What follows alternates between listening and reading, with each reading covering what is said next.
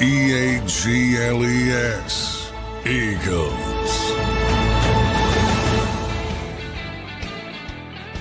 Welcome in, everybody, to a Victory Monday edition of Birds 365. The Philadelphia Eagles close up the season 14-3, an impressive regular season record. Now preparing for the NFC playoffs, the wild card, where Eagles will host Green Bay in round number 1. Johnny Mac, how you doing on this Monday morning, brother? I'm cold because my heater blew at the game yesterday. So, yeah, that's my world right now. Perfect time when it's snowing and cold, but yeah, right. I'll get through it. Hopefully, it is cold right now, Johnny Mac, and we got a snowstorm coming in. So, get that sucker fixed hopefully as fast as possible, and hopefully Johnny Mac stays cool or warm enough to continue giving us the best content here on JAKIB Sports. John, the playoff picture's set. I have a feeling this is going to be one of the quickest turning of the pages in the history of turning of the pages when it comes to reaction of a game. But my God, I think it should be turned. No reaction to the game. It is. I just want to give it 20 minutes, though. I do want to just give you the chance to break down what you saw yesterday and anything stick out to you, anything that matters, anything you're thinking about that game before we turn that page and start to prep for Eagles versus Packers in the wild card playoff. I mean, it was a nice opportunity for guys, get to play, and a bunch of guys made a bunch of big plays. Tanner McKee, obviously, people are fired up about him. I think you saw Jahan Dotson, his ability to get some separation if you actually involve him in the game plan. Dallas Goedert looking great is number one to me because he's going to be meaningful moving forward. Be able to get, Tanner got his first touchdown passes last week coming in for Kenny Pickett when he hurt the rib, aggravated the rib. This week, he got Anaya Smith and E.J. Jenkins their first touchdown, so that's pretty cool. And then Sidney Brown. Good to see Sidney Brown making plays. Coming off a very serious knee injury, obviously, working his way back, trying to get into the good graces of Vic Fangio. You can see his athleticism, though, when he makes plays. So, right. If he can harness that, who knows what that can be down the road, but all good. Can't say the same about the New York Giants. I don't, boy, woof. That's a bad team, John. Bad organization, bad team. I mean, in theory, they shouldn't have wanted to win the game. I don't know. At times it seemed like they were trying to win the game, and at times it seemed like they were tanking in the same game. All right. Weird what they're doing. But the backup bowl from the Eagles' perspective, I thought the guys did a pretty good job in, a real opportunity to get some reps that aren't scout team reps. Yeah, no, they did. It was good performance by them. I thought Tanner McKee was pretty good, pretty impressive. A lot of people were excited about him, and I think you saw him do a decent job yesterday playing with all backups. So. That was good to see. But, John, just 14-3, man. 14 wins this team got this year. You go back to when we did our win-loss. You think about the season, the way it started. You come out, you drop a game to the Falcons, 22-21 on the drop from none other than Saquon Barkley.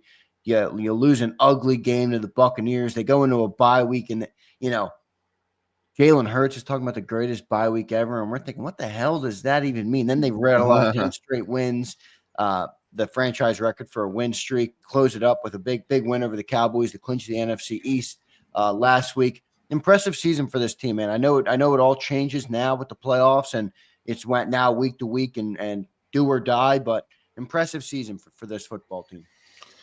Yeah, it ain't easy to win 14 No, games. And it's become, I won't say somewhat regular, but 2 times in 3 years. I mean, that's crazy. That's crazy to win that many games in this league. So I do think a lot of people don't appreciate that. And I know they won't appreciate if the Eagles don't keep it going this week against Green Bay. So more work to be done, but yeah, this team has been pretty good for a pretty long stretch of time.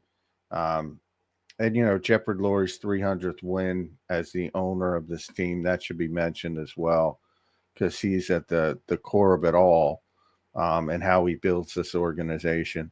Really good team, really good bunch of really good players.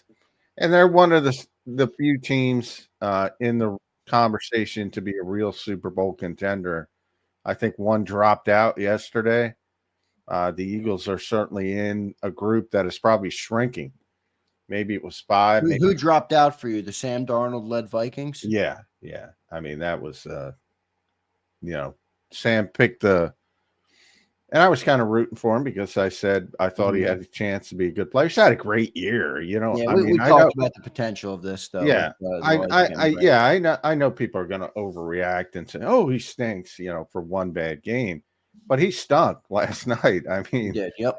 And he's the reason. I'm not saying, they had so many red zone trips. If you cash in on 2 or, God forbid, 3 of them, that's a real game. Yeah. And who knows what's going on. But he was just bad from day one. And, I was thinking about that. Perfect example of what I talk about with Jalen Hurts all the time. And Jalen Hurts relentlessly. Like, he can play poorly. I say this all the time. He can play poorly and poorly and poorly, and then all of a sudden make a couple plays in the fourth quarter and win you a game. And it's very rare. And I tell you all the time, Zander, I say, usually when a quarterback doesn't have it, he doesn't have it. And Darnold showed up. He's overthrowing guys. He's wild high. Didn't have it the whole night. It was, that's typically what happens to quarterbacks. So I thought it was a good example of some things. That's a very big strength of Jalen Hurts' game. But yeah, that's the worst time to have your worst game. And that's what happened to Sam Darnold. So now they go from, 15 wins, potentially number 1 seed, to a 5th seed that has to go on the road that probably could be a one and done coming off that confidence shaking performance. That was like when the 49ers beat up the Eagles last year. That's kind of what that reminded me of with Detroit. And Detroit, sorry guys, they're fucking good. Oh, they're good. They're going to get their 30-plus points. They are. But you do see moments, and you just pointed them out. I mean, the Vikings, how many chances did they have in the red zone last night? If the Eagles can capitalize on some of those chances in a game versus the Lions, I like the Eagles in that game. But they are a good football team. There's no doubt about it, man. That offense is Jameer really Gibbs is something else, man. Yes, he is, man. He is something else. In a losing effort, so was Andrew Van Ginkel. He's the only guy from the hit he put on Gibbs. I thought, he sent him to another dimension. I thought that could kind of slow Gibbs down, but it only really got him going. Well, that's what you see. That's what happened to Sam. They hit him and, we withered. Gibbs took the biggest hit you're ever going to take in the modern league, and he just got better and better and better. Yeah, no doubt about it. So the whole playoff picture is set, everybody. I will rattle off the games to you. So we're going to start Saturday. The playoffs will start on Saturday, and it'll be 2 AFC games on Saturday. So Saturday we'll have the Chargers at the Texans, Saturday 4:30. Then you'll have Pittsburgh Steelers at the Baltimore Ravens, in what I think is probably the 2 worst games of the 6 games on Wild Card Weekend. So those will be your Saturday games. Sunday, it gets into some good games here. Sunday at 1 is the Broncos at the Bills. Broncos looked good yesterday, blew out the Carson Wentz-led Chiefs. Holy shit, Carson. Nobody's playing. I mean, Yeah, but Carson Wentz did not look good. No. And then the Packers at the Eagles is Sunday at 4:30. So Sunday at 4:30, everybody lock in. And then Commanders, Bucks Sunday night. And then the Monday night game will be Vikings at Rams. And, you talked about the Vikings. Them being a one and done, John, would be the best case scenario for the Eagles, because that could open up an easier road to the NFC title game. Now, the Bucks are really the catalyst, though, for the Birds in this, because if the Bucks win, you're going to see the Bucks in the divisional, no matter what. Well, that's going to scare some people. Yeah. So if the Bucks win, if the Bucks win and the Eagles win, the Bucks are going to be who we play, no matter what. It doesn't matter what happens in the other 2 games. The Bucks will be our opponent. If the Bucks lose to the Commanders, then you could face the Commanders, you could face the Rams, you could face the Vikings, depending on who wins what. So the Bucs are the catalyst for us. But those are your 6 games, and Packers coming to Philly, Johnny Mac. I'm excited for it. It should be a good one, man. Yeah, that's the marquee matchup of the weekend. And a lot of people say, well, why isn't it the night game? Actually, that 4:25 window has become more important for the NFL. So that's the game they see as the marquee matchup.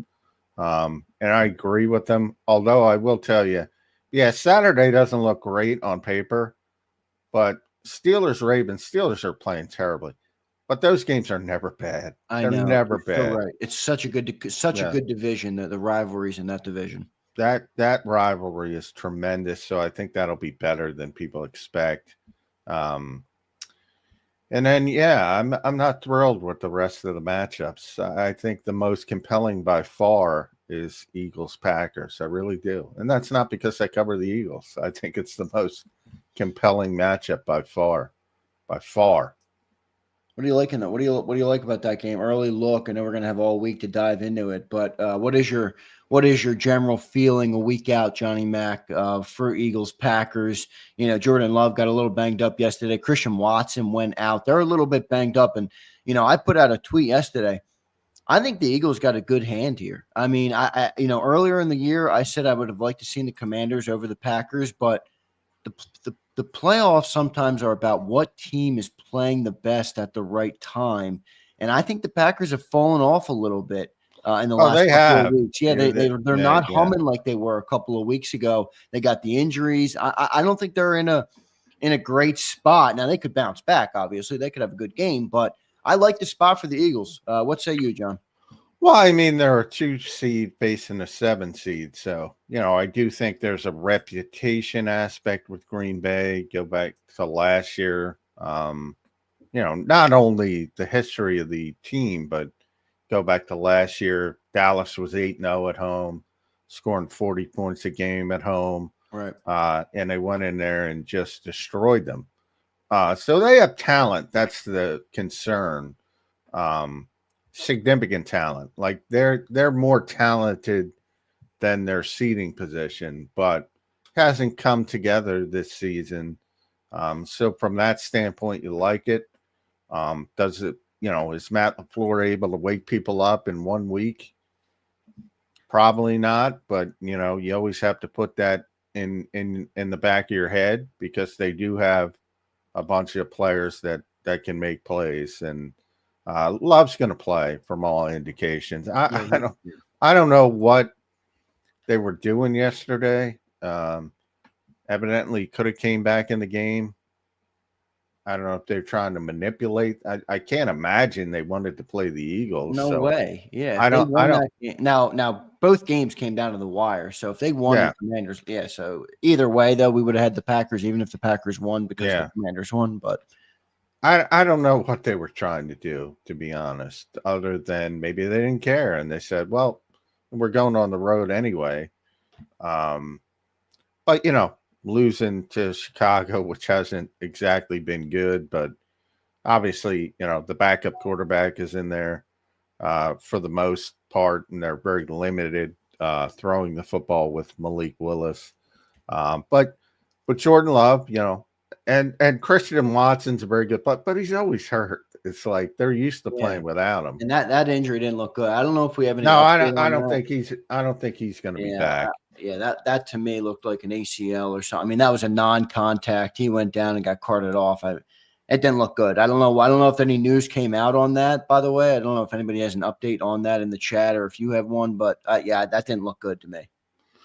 No, it didn't. It didn't look good. Yeah. But they still have Jaden Reed. They still have Romeo Dobbs. They still have Dontavian Wicks. They got a bunch of receivers. Even Bo Melton, who's a Rutgers kid. They can all make plays. They have 2 good tight ends. They're used to playing without Christian Watson. So I don't think that will affect them much.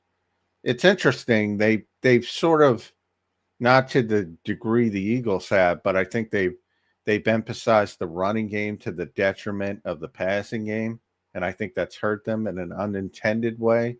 Josh Jacobs, very good back. He's in the conversation for being the third or fourth best back in the league. Very good player, but I think it's taken away from their explosiveness in a weird way. And I know, sometimes people can't wrap their head around that, but I don't think it's good for them. And I think that's borne out over the entire season. And I don't think they're going to fix it in 1 week. So I like the spot for the Eagles. Yeah, I like it too. No doubt about it. And last year, a lot of people point to what the Packers were able to do last year. I will say that is maybe the one thing that is an advantage for the Packers in terms of versus if we played the Commanders. The Packers did get that playoff experience last year. They obviously beat the Dallas Cowboys in Dallas in the wild card, 48-32. They put up in that game. Jordan Love was pretty damn good in that game, 272 and 3 touchdowns he threw. So they have a little bit of playoff experience, but I said it last night on a video I put out. Philadelphia is not Dallas. Lincoln Financial Field is not AT&T Stadium. They're going to have to come ready to go in this game. And I like the Eagles in this game in a big way. I just don't think they're playing good enough right now. And I don't think Jordan Love is in rhythm enough. I agree with that. That's been one of my criticisms of Green Bay. And again, comparatively Philadelphia as well. The inability to get the quarterback in a rhythm early in games. I think it's been a problem for both teams. And they, it's funny because the Eagles were able to do it with Tanner McKee, and they haven't been able to do it with their starting quarterback. So same thing with Jordan Love. They don't seem to get him into a groove until they need to get him into a groove. They've come back, after big deficits a bunch of times when they're forced to do it. And then, so my thought process there is, all right, you're capable of doing that. Why aren't you doing that earlier in the game when it's more meaningful? Sometimes you shake your head with these guys, and I often shake my head with Matt LaFleur. Yeah, no doubt. Good stuff. I want to thank everybody for being here, by the way, this morning. It's playoffs, everybody. Get ready. John, Stewart, die, man. I can't believe we've made it this far already. The regular season is officially in the rearview mirror. Great stuff. Appreciate everybody watching this morning. Don't forget to hit that like button for us. We're going to need your guys' support all week long.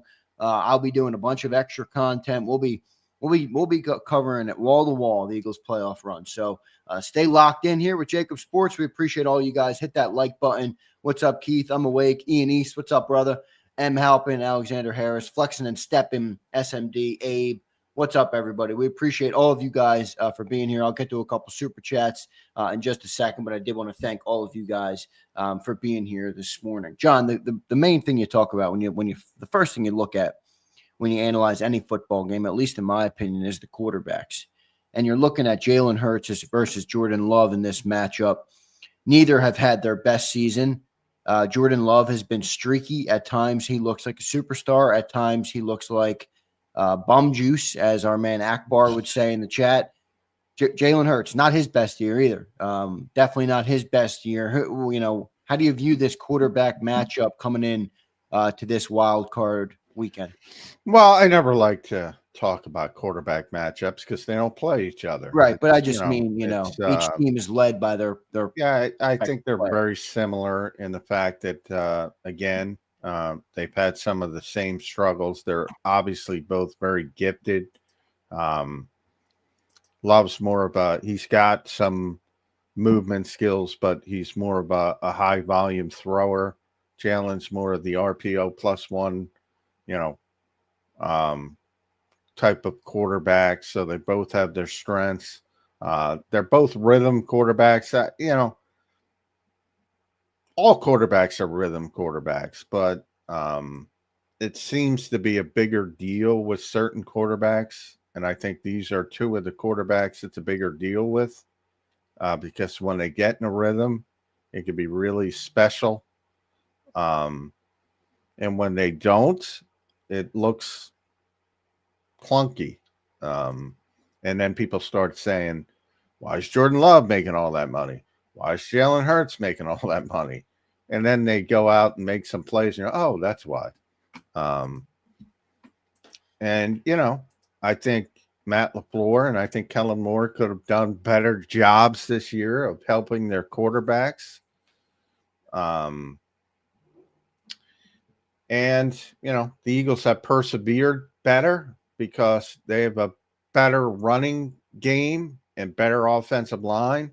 But the Packers have a very good running game as well. So they were able to persevere to get to 11 wins in the playoffs. So very similar teams, to be honest, offensively. Defensively, I think the Eagles have the big advantage. Well, I think they always have the advantage with Vic.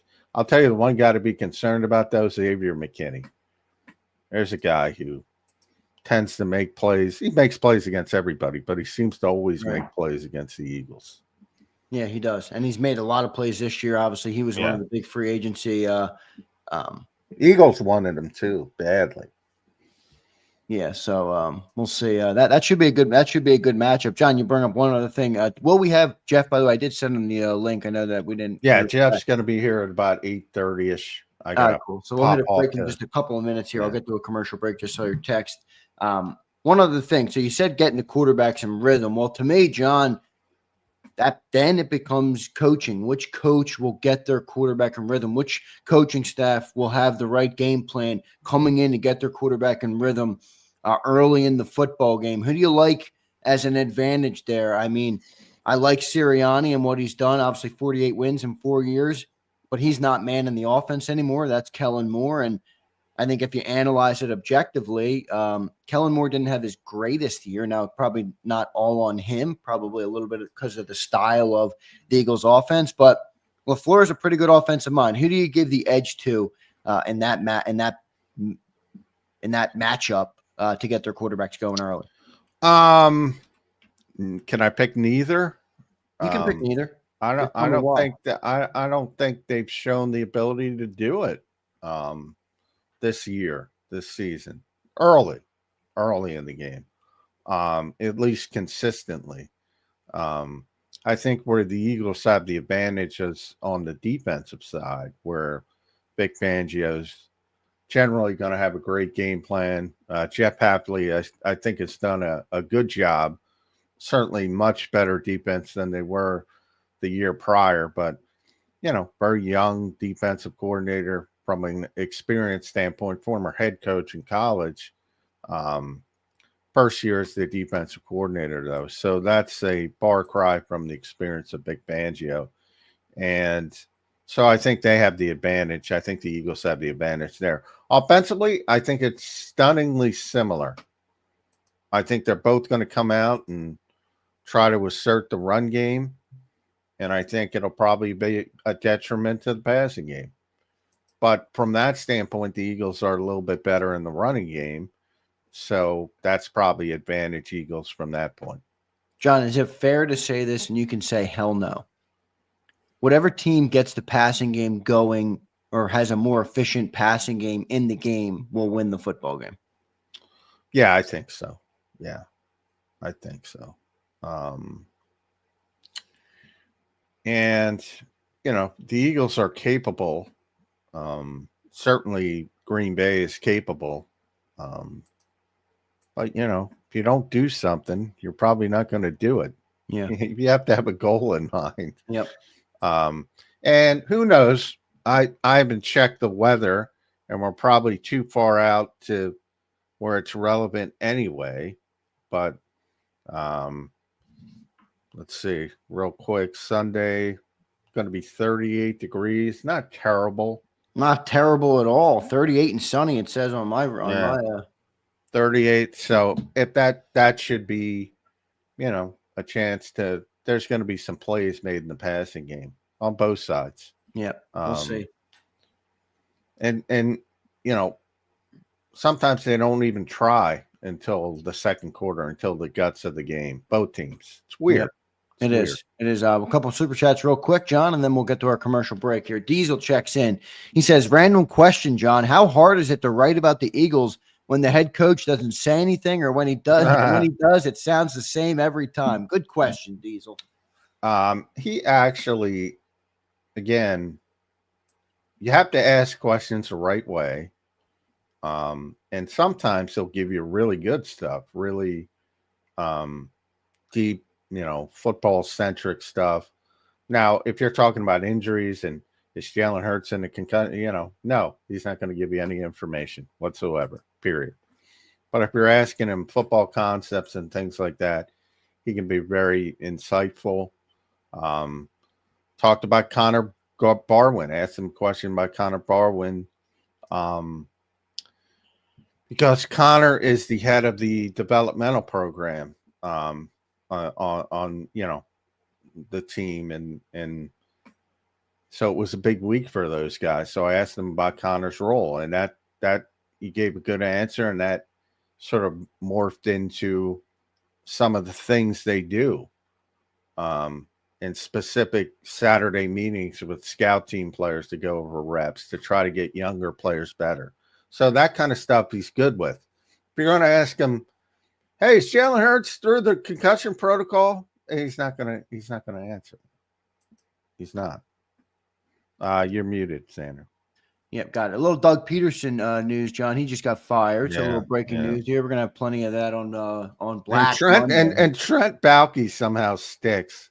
Unbelievable. Yeah, unbelievable. I don't Tony Khan, if you're listening, come on, get Shad. This is ridiculous. Now I like Doug, but Trent Baalke is an abomination. Come on. Yes, he is. And Doug had too much. Doug had enough time there to turn it around. That's a bad organization. Some people are like Ben Johnson to the Jags. I'm like, why the fuck would he go there? Are you kidding me? He might because of Trevor. I would not go there. I'm sorry. Well, I would not. If you're thinking with Ben Johnson, it's Jacksonville or Chicago. I might stick in. I'm not even kidding you. I might stick as a coordinator again, and ask to be the highest paid coordinator in the league, and wait until the right opportunity opens I guess up. that's a possibility. I mean, you're humming right now in Detroit. Why go to a shitty organization when we've seen time and time again that shitty organizations ruin coaches and ruin quarterbacks over and over and over and over again? Chip Tooth checks in. He says Johnny Mack beats Stephen Jones 11 out of 10 times in a fight. J-Mac, how different is this matchup against Green Bay than week one? Who do you think wins, has the upper hand? Thanks. Playoff time. Woo! Ric Flair voice. I like it, Chip Tooth. Thank you, brother. I don't get the Stephen Jones thing. But, I don't either. I'm not sure what he's saying there. How different is this matchup against Green Bay? Oh, very different. I mean, week one was Brazil and the field, and yeah, I mean that the most you can say from week one, and you'll take it's some of the same players, but I mean, so you can get a little bit out of it, but that's so long ago. I don't think it's going to have much relevance on this game, and yeah, I mean it affected both teams, and the Eagles were able to persevere better and win the football game, and that, by the way. We had talked about all the way. That was a big game from the perspective of where we are now and where you're going to be in the playoff hunt. Right. And that was a big step up for the Eagles. So, that helped them get this home field advantage. So that is a big part of it. But as far as taking a lot from the actual game, the field didn't really allow you to do it. We said it at the time, and I'll say it again today. It was just a disaster of a field. Yeah, and we did talk about the potential of a playoff rematch. So here it is. It's coming, everybody. Alexander Harris says, this Eagles team is way better than they were in week one. I think this will be an easy game. It's never easy in the playoffs, Harris, but I think it could be. I think it's in the Eagles' favor for sure. Josh Herman says, John, you and I both know old Tony Khan is too scared to fire anyone. Wink, wink. I don't know what he means. Well, Shad's in charge of the Jags. He's talking wrestling. But I mean, Tony's a big part of the front office. Got to get away from Trent Baalke. Similar to Orange Cassidy in wrestling. Got to get away from him, Tony. Man, I love you. Got to get away from him. Yeah. Last one here. Josh B says, which franchise needs a new owner the most now that Washington has switched hands? Oh boy, that's a good one. Eagles fans don't want to hear this, but it might be the Cowboys if they want to compete in the football realm anytime soon. But yeah, I mean, there's so many from a football standpoint. But like, see, I don't even put the Cowboys in the equation because of the business. There's two parts of it. right. And the Cowboys are by no means a disaster of an organization. They had a very bad year. The owner meddles too much. Obviously, should get the hell out of the football aspect. But he's not a terrible owner. Yeah, no, Daniel he's Snyder. also a great business owner. Yeah. How about the phenomenal. Panthers? That would be one that comes to mind. Yeah, David Tepper not doing a great job. There's so many. Chicago, Tennessee, long-term owners. New Orleans is having problems with the Benson family. There's so many. And that's where Eagles fans, again, should thank their lucky stars for – I don't like giving flowers to billionaires, but, I mean, Jeffrey Lurie is a great owner. Yeah, he does. He's got a good organization, no doubt about it. All right, John Mack, we'll get to our first commercial break. I know you got some business to handle real quick, so I'll let you drop off, and then in 3 minutes, we'll get to the great Jeff Kerr coming up here on Birds 365. Before I get to the break, let me tell you guys about the great people at BetUS. Go check out BetUS today and use that promo code YouTube150. It gives you a 150% sign-up bonus on your very first deposit, and you get 125% on your second and third deposit, all up to $2,000. So deposit more and bet with or deposit less and bet with more, at BetUS. Go to betus.com.pa. That's betus.com.pa. And we'll be back in 3 minutes, everybody, on Birds 365. It's playoff week, everybody. Stay locked in. We'll be back in 3. Ignite your nights with free live entertainment daily, only at Live Casino and Hotel Philadelphia's Center Bar. 7 days a week, enjoy some of the region's top party bands, performers, and DJs as they take the stage in the heart of the casino action. Great cocktails, live music, and lively moments. It's all happening at Center Bar at Live Casino and Hotel Philadelphia. Visit livecasinophilly.com for more details and the complete list of upcoming events. Must be 21 or older. Gambling problem? Call 1-800-GAMBLER. The following is a real testimonial from the father of a young injured victim. I didn't think she was going to make it. Major Perry's daughter was the victim of a horrific accident caused by someone else's negligence. If you don't find the right counselor, law firm that you're looking for, you will get lost in the wilderness. Badly injured? Call the Fritz and Bianculli Law Firm at 215-458-2222 and find out why they say, "We got this." In our hometown, we all look out for each other. We step up to keep our communities going strong. And at Independence Blue Cross, we're here to keep you going strong as the #1 health insurer in the region. No IBX is always looking out for you.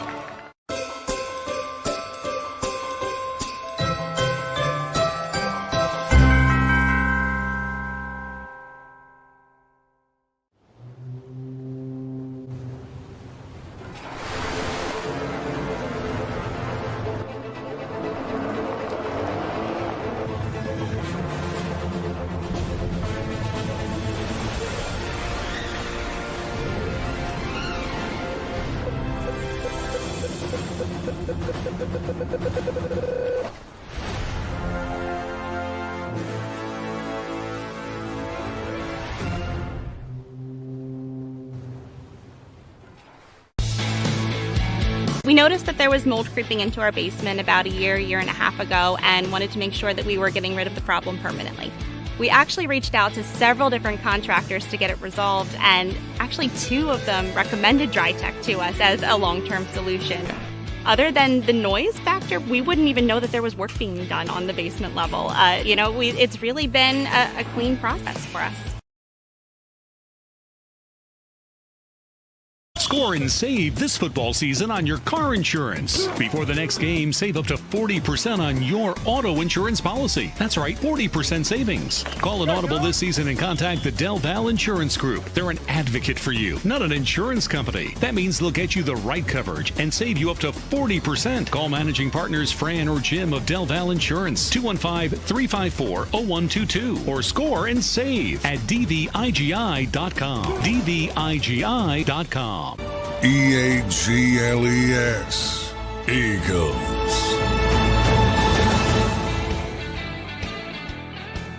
Welcome back in, everybody, to a Monday edition of Birds 365. Johnny Mack will be back with us in just a second.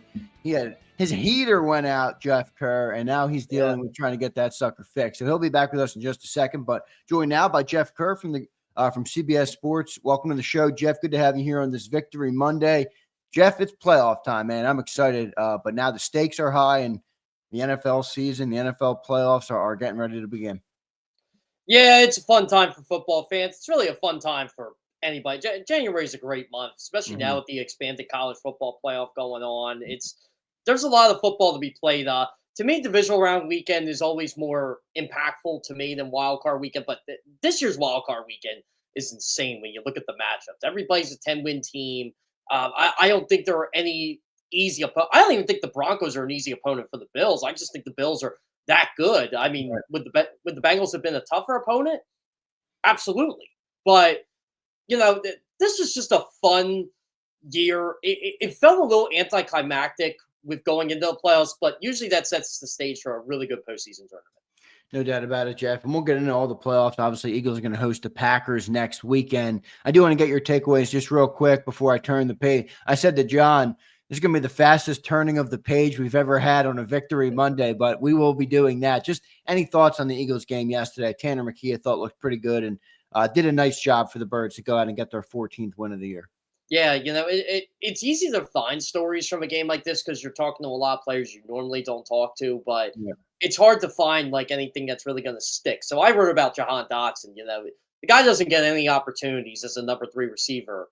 No number 3 receivers do in the Eagles offense. There's one ball and there's a lot of good football players on this team. So to see Jahan Dotson get 11 targets, 7 catches, 94 yards, guy Tanner McKee trusted, this was, for me, this was like Dotson's moment saying, hey, look, I can play in this league. I was a first-round pick. He even said that yesterday when he was talking to us after the game. And I think that's cool to see that he's progressing in this system. And we're not saying here Jahan Dotson's going to be a superstar or anything, but you know what, Zander, you're right. There are a couple takeaways you could – like, if the Eagles would somehow move on from Kenny Pickett this offseason, I don't think they're going to just because of the final year of his contract. Right. I think they realize they have a long-term backup quarterback regardless in Tanner McKee. I agree with that. It's a good takeaway by you. And I like that you brought up Dotson because, I was hard on Dotson all year, and I think many people were, but he wasn't getting the ball. And I think he showed yesterday if he does have an expanded role and you do get him the football, he can make a move. He can make plays. He had almost 100 yards yesterday. So good stuff. From there, Jeff, let's dive into this playoff game. When we get John back up, we'll obviously break it down even more. But Eagles Packers, man, what's your early look at this thing? We mean, John talked about Jordan Love versus Jalen Hurts, the quarterbacks and the coaches, obviously. But how are you seeing this thing right now, a week out from the wild card matchup? So we're assuming Jalen Hurts is playing. Yes, Jalen Hurts will be playing. Because I'll tell you what, they always try to make it seem like he's not. It's kind of ridiculous, but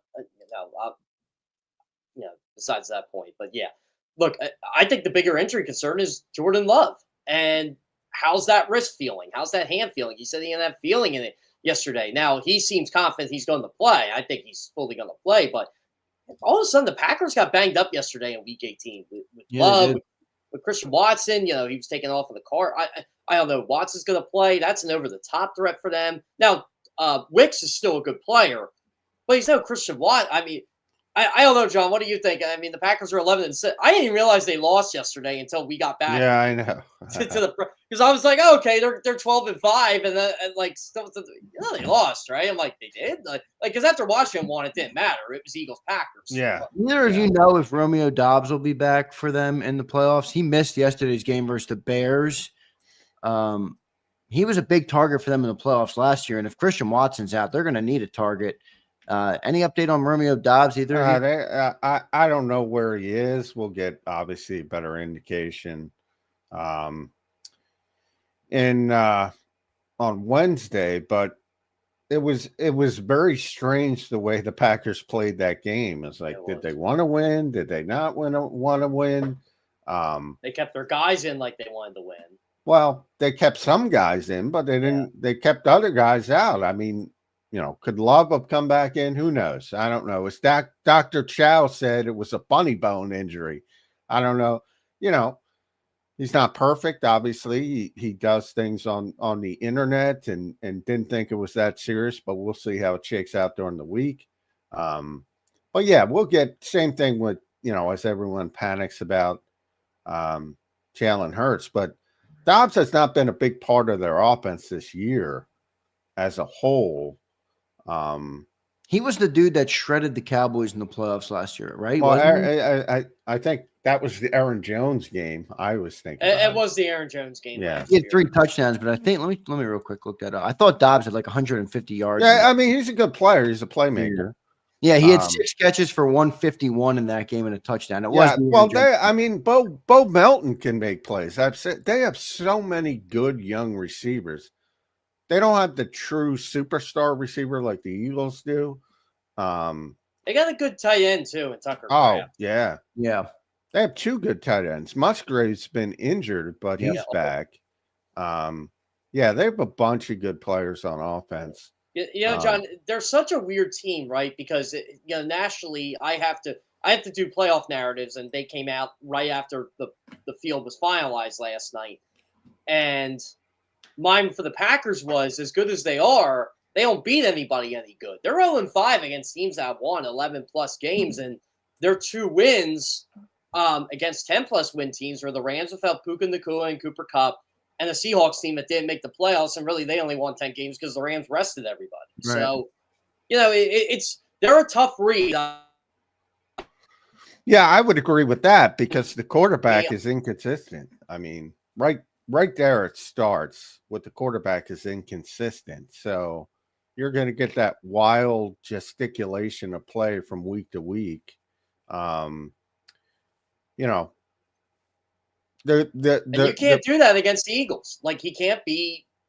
The problem is if the A game shows up, then you're like, oh shit, that's the problem. Yeah. Then you're saying he's a top 3 quarterback in football, which he is. when that happens, and that's when you have that type of player,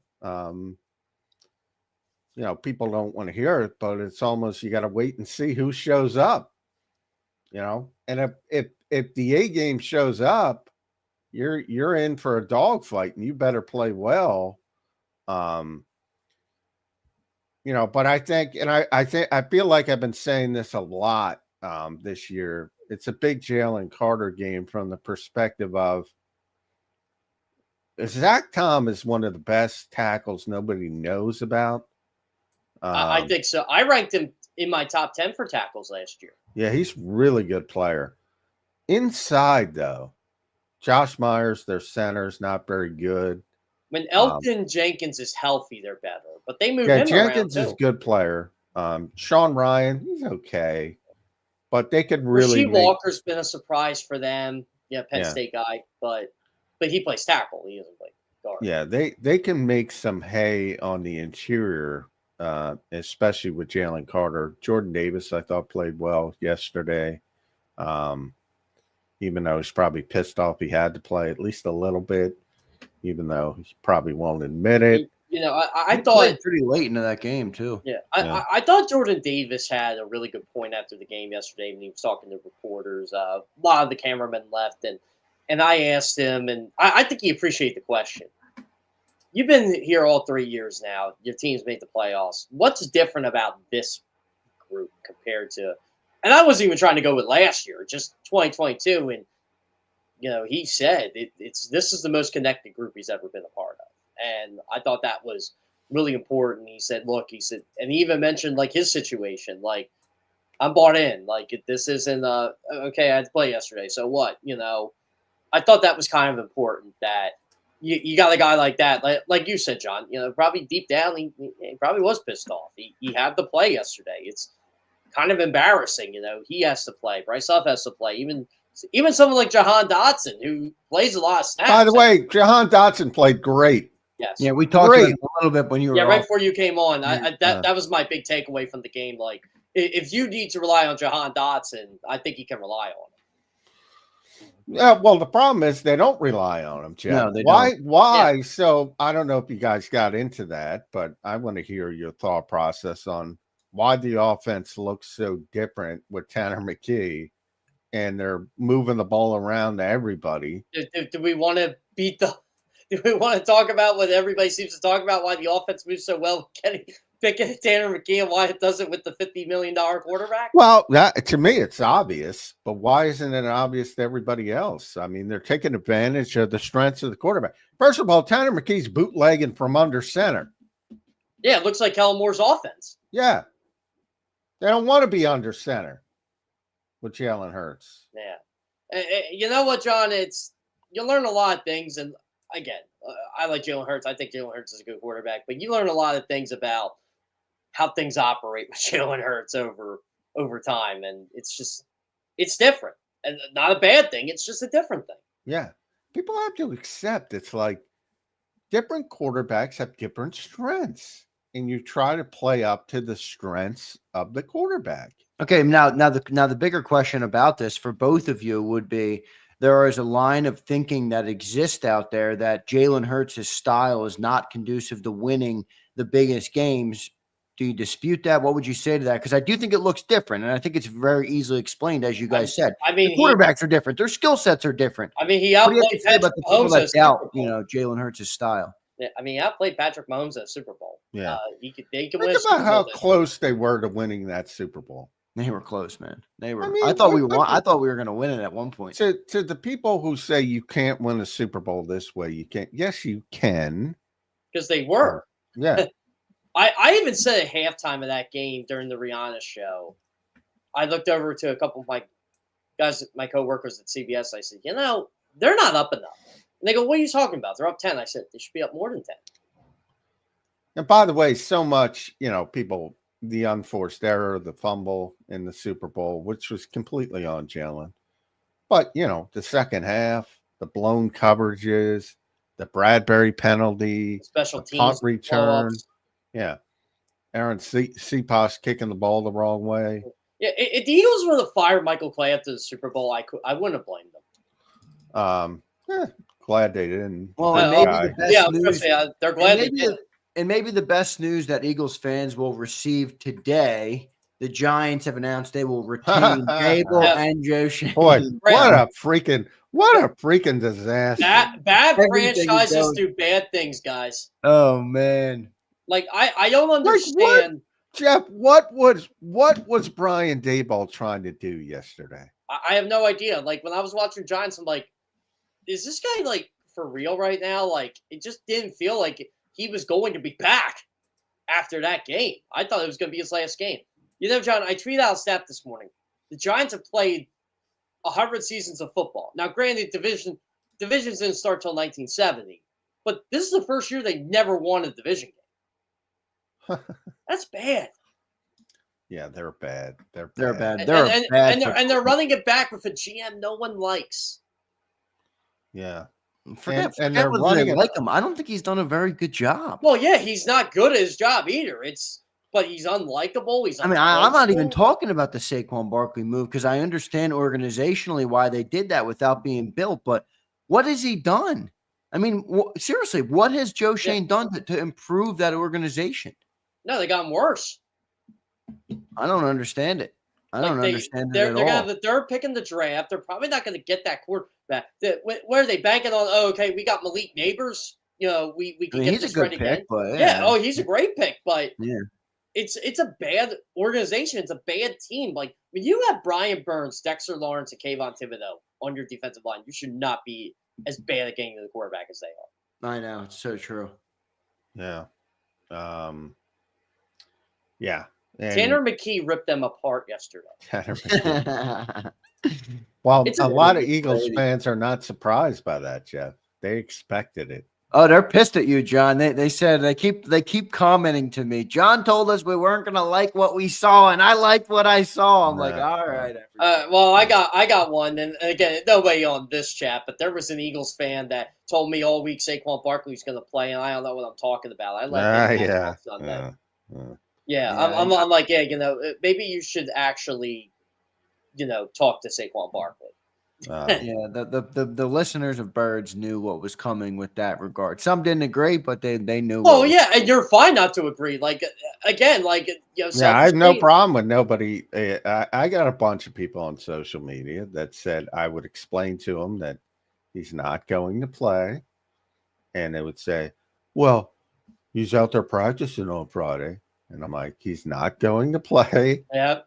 And they didn't want to believe it. We didn't say that because we were speculating it. We were telling. Yeah. So it is what it is. I'm glad he won the rushing title because I wouldn't have wanted to deal with that fallout if Derrick Henry somehow. Oh, could you imagine the? Oh my God! Oh my God! It would have been. Maybe I would have liked to have seen it. That would have been real, though. I'm sure Saquon would have been pissed at that too. Don't you agree? Well, no, he would have been, but Yeah, I think he was kind of rooting for Derrick Henry to pass him. Yeah, I think he likes Derrick. I thought he had like a $500,000 incentive on that, on leading the league in rushing. Yeah, there's an incentive. I mean, I'm sure the Eagles would have paid it, but yeah, that's true. That's the one thing Lurie does that I really and that's the one thing where I do bring up, like, the NFL's stupid from the standpoint of all you do, and the Eagles are at the forefront of this. Team first, which I agree with. But then on the back end, the business side is you do have these incentives. So, you're sending conflicting messages. Obviously, if somebody's going to get $500,000 because they get another sack or they get over 1,500 yards or this or that, or make the Pro Bowl, well, then you can't say team first all the time. No, like Geno Smith got $6 million in incentives yesterday. How about that? Yeah. I mean, it's stupid, but it is what it is. So there's some hypocrisy to it. But from a team standpoint, I mean, you see it in Detroit, you see it here in Philadelphia, you see it in Kansas City. You can see the culture. They are fighting for something greater than themselves. Whereas, obviously, if you're on the Giants or Chicago, you're worried about your incentives more than anything. John, I got to pat myself on the back. I picked the Lions last night. Oh, so did I. We all did here. Yeah. I mean, I got a couple games wrong yesterday. With the Lions are great, man. Oh yeah, I don't know why. Yeah, that's the one thing I don't understand. What with some people that I talk, they can't admit that the Lions are a good team. I'm like, I love good football. The Lions are great, man. They get their 30 points no matter how it comes. At one point yesterday, it didn't look like they were going to get their 30, and they still got them. Fun they're stats, a good football team, man. They scored the second most points in a season out of anybody in pro. Now, again, 17 games, but it's still a lot of points. Yeah, they're a good team, man. It's going to be I think it's a crash course. I think Eagles-Lions is going to be the NFC title game. That's what it looks like to me. I don't know if that's how it will be, but it certainly looks like that's the correct. Is it crazier that the Eagles' divisional round opponent could be easier than the wild card opponent? Well, the wild card, the division, because if the Eagles win and Tampa wins, they play Tampa. Right. If Tampa wins, don't say Tampa and Philadelphia. That's not easy. I know, but that has been, John, I gotta laugh at this. Every year the Bucks and Commanders. Tampa stinks. No, but I don't know why anybody's scared of Tampa. But every year the Bucks are in the playoffs. They seem to either play the Eagles or the Commanders. Eagles, they do. Well, compared to the Eagles, yeah, maybe. But I think Baker Mayfield's having a good year. I'm just saying if I'm the Eagles, I'm not scared of Tampa. You're not. A lot of Eagles fans. Tampa could not beat the Saints yesterday. They could barely beat the Saints. Now, the best case scenario, I think, would be if the Commanders win and the Rams win, which I think the Vikings are on upset watch. Then you're going to play the Rams. I expect the Rams to win that game. I do too. Yeah. Well, if the Rams win, I guess it still comes down to the Bucks. But if the Rams win, that throws a big wrinkle in how the divisional will go. Yeah, I expect the Rams to win too. My narrative on the Vikings hasn't changed. And I thought they were a good team this year, but there just seemed to be something, and I think we saw the something last night. I'm not gonna. I think people are going to be unfair to Sam Darnold. I don't even think it was Sam. I thought the whole team looked bad last night. Well, I thought the defense looked great early, but then Sam didn't look too good, they though. kind of wilted. Sam had a bad game. Sam had his Kevin worst game. O'Connell didn't have a good game. You know who else I thought had a bad game? I thought Justin Jefferson had a bad game. Well, they were allowing physicality, which I like. I had this discussion. Remember when Slay had the great game against Jefferson? Yeah, 2 years ago. Week 2, a couple of years ago. They let him beat the shit out of him. And that's what they did last night. They were beating the shit out of him and Hawkinson. But you got to fight through it. Here's the problem. Here's the problem with the Vikings. I've been saying this for years. Kevin O'Connell loves these long developing routes. And they're blitzing from the buses and they're killing the guy and he doesn't change. There's 15, 20-yard routes. Yeah, Darnold was on an island there. Everybody's like, get rid of the ball. I'm like, no, that's not how the offense works. Yeah. It's like, dude, cut it off, break it off, adjust. It's funny, too, because a lot of players know how good Jefferson is, but they all kind of say the same thing. Like you said, Jeff, if you get physical with him, he doesn't really fight back. But see, that's the problem. And you got to fight through it. It's not about, but you have to see how the officials are calling it on a particular day, because you could end up getting 8 pass interferences if you got a really ticky-tack crew. Last night, they were letting them play. That's why you got to know your officials. Yeah. John Ferrari's job with the Eagles. So that's like a ball and strike home plate umpire. You got to wait and see. If they are allowing you to be physical, go be physical. And that's what the Lions did, to their credit. And the Eagles, you can't really do that with AJ. So John, is Kevin O'Connell coach of the year for you? Yeah, I'm going to vote for him. Yeah, he's had a great year. He had a bad game. I mean, this is, people lose me when they're like, already had a bad game in a big spot, so it's going to be a big highlight. That doesn't mean he had a bad year. Yeah, they won 14 fucking games, and Vegas had them at 7 wins. But sometimes the most watched game, when you don't perform in it, it sways everybody's opinion, recency bias, and all those things. It was on Sunday Night Football. Oh, I agree with that. But I mean, I'm saying personally, dude's had a great year. He had a bad game. My 2 other candidates for that. It's so weird. No one's talked about Dan Quinn being coach of the year. I agree. That team won 12 games this year. I agree. Oh, yeah. He's top 5 for me. I mean, even Sean Payton, I thought the Broncos were going to suck. And they're he's had a good, he did a I good get job. pissed at this. Andy Reid's 15-2. You don't even hear his name. Nope. Like, he's never won a coach He's of the year in Kansas City. I know, but John, credit to you. You always talk about that, how that when it's expected, they never get it. But are we really going to let Andy Reid go without ever winning coach of the year for what? Yeah, last time he won it was 2002. The last time he won it, he lost McNabb and Coy Detmer in the season. And he won coach of the year because they went 4-1 with AJ Feely.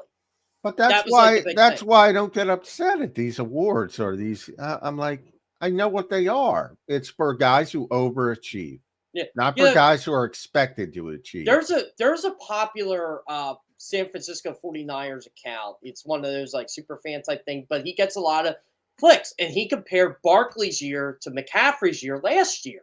And I could read it. He wasn't shitting on Barkley. And I said, so what you're insinuating is Barkley is offensive player of the year based on what? Okay. And he said, that's exactly what I'm saying. Yeah, and he is offensive and Eagles player of the year. They get a slight, and I'm like, nah. I say he gets on the Eagles, but not like that. And he goes, and then he DM'd me and said, yeah. He said Barkley should be offensive player of the year. He says, I'll even go one further. My honest opinion, Barkley should be the MVP. Guy ran for 2,000 yards. Yeah. I'm voting for Barkley for offensive player of the year, but I'll tell you what, Jamar Chase is awfully close. Jamar Chase won the Triple Crown. I wouldn't, you know what? I wouldn't be mad at you if you voted for Jamar. I really wouldn't. I think it's no one should be close. It was difficult for me, but I went Barkley. I don't like being a homer, but I did go Barkley. Yeah, it's a big year for him. I think it's okay to be a homer when the running back on the team you cover runs for 2,000 yards. I'm not a homer, but I mean, he's had a great season. Nah, you're I don't wouldn't. think you ever have to quantify that. You're not a homer at all. I wouldn't debate. I wouldn't criticize people for picking Chase, but I picked Barkley. I mean, in a way, you could pick Lamar Jackson for offensive player. First player to run for 4,000, 800 yards in a season. He's in the MVP conversation. MVP is going to be Josh Allen or Lamar Jackson. I still like how MVP's most valuable quarterback. They should really change the name of that. Yeah. It doesn't, occasionally there's the outlier, but this year could have been the outlier. It could have been, but you have to have two things. You have to have a great season like Barkley, but you also have to have bad quarterback seasons. You got to make sure there isn't a great quarterback season. And Jalen Hurts finished 5th in passer rating. And there were three great seasons for quarterbacks. And you could argue 4 until last night, but 3 with Allen, Jackson, and Joe Burrow. Yeah, Joe Burrow was insane, and it's been swept under the rug because his team stinks. But that's how it goes. By the way, I showed no remorse for the Bengals missing the playoffs. That is their coach's fault. No. That is everybody goes, "Oh, they're the better team." Like, they're not the better team. If they were, they'd be in. It's like Alabama missing Jeff this year. I'm like, I'm an Alabama fan. You think I'm going to apologize? We lost to Oklahoma and Vanderbilt. I don't give a shit. We didn't make the playoffs. So you don't deserve to be in. Exactly. You get it. I agree 100%. Guys, the line started at 3.5 Eagles-Packers. It's up to 5.5 already in less than a day. Wow. Yeah, that's. I was gonna kick with these betting guys.